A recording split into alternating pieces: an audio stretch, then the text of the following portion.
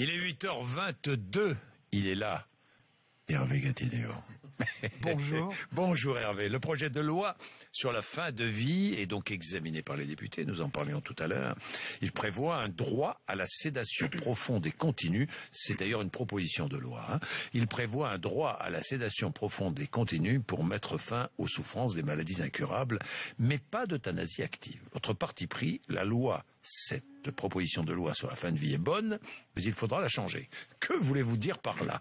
Mais ça a l'air d'un paradoxe, mais en fait pas tant que ça. Le texte me paraît bon parce que il traite un sujet sensible avec sensibilité, qu'il a été écrit, on le sait, par un député socialiste et un député UMP, ce qui n'est pas en soi un gage d'intelligence, mais ce qui atteste au moins la recherche d'un certain équilibre. Oui. Il n'empêche qu'on sait d'avance qu'il faudra un jour modifier ce texte, parce que sur ces sujets qu'on appelle de société, la loi ne sert pas à créer des évolutions, encore moins à les empêcher, mais plutôt à les épouser et à les encadrer. Alors il y a 10 ans, la loi Leonetti, celle qu'on est en train de changer en ce moment, elle a été votée à l'unanimité, mais elle n'était pas parfaite. On le voit bien, il restait des non-dits, des imprécisions, des insuffisances. C'est pour cette raison qu'il en fallait une autre, pour faire avancer le droit, ce qui ne veut pas dire pour donner tous les droits. 120 députés socialistes, écologie, radicaux, et j'avais Véronique Massonneau tout à l'heure, qui faisait partie de ces députés, Des parlementaires de gauche. Des parlementaires de gauche proposent un amendement au texte pour aller jusqu'à l'euthanasie et permettre le libre choix aux malades et non plus aux médecins. Vous pensez qu'il faudrait aller jusque-là ? Écoutez, c'est une demande qui monte dans la société, et donc qu'on ne peut pas complètement ignorer. Cela dit, les débats qui ont lieu en ce moment montrent que les esprits ne sont pas entièrement prêts, en tout cas pas en France, parce que ça existe dans d'autres pays.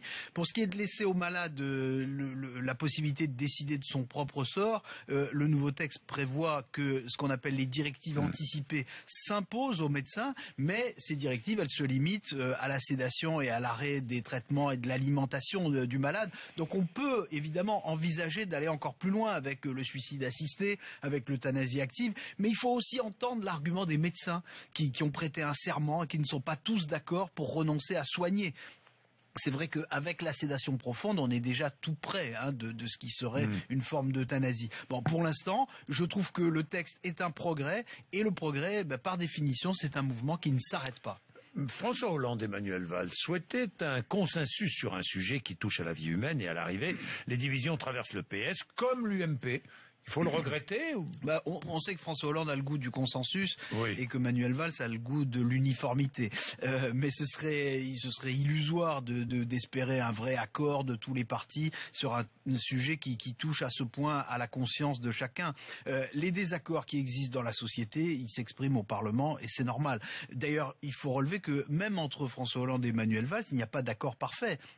François Hollande a promis dans sa campagne électorale d'autoriser l'assistance médicalisée pour terminer sa vie dans la dignité. Bon, c'est un peu une formule à la François Hollande, on peut la comprendre de différentes façons, mais en tout cas il a toujours été contre l'euthanasie, alors que Manuel Valls, lui, il est partisan de l'euthanasie active. Il avait même un jour déposé une proposition en ce sens, mais je trouve que c'est à la fois la grandeur et la difficulté de la politique de décider de choses aussi graves au nom des citoyens, en son âme et conscience, pour chaque parlementaire. Ce n'est pas forcément moins juste que d'obéir à des consignes de parti. 5 hauts dignitaires des religions chrétiennes, musulmanes et juives ont lancé une mise en garde commune pour que la loi ne puisse pas autoriser les médecins à donner la mort. J'ai prononcé le mot juif, je ne sais pas si je ne vais pas être poursuivi. Enfin, c'est une contribution utile.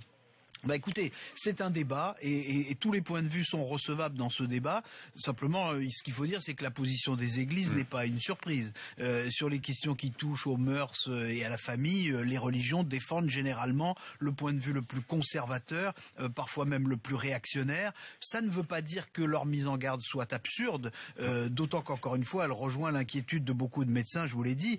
Vouloir raccourcir l'agonie de malades qui le demandent, ça n'est pas un crime, mais un progrès.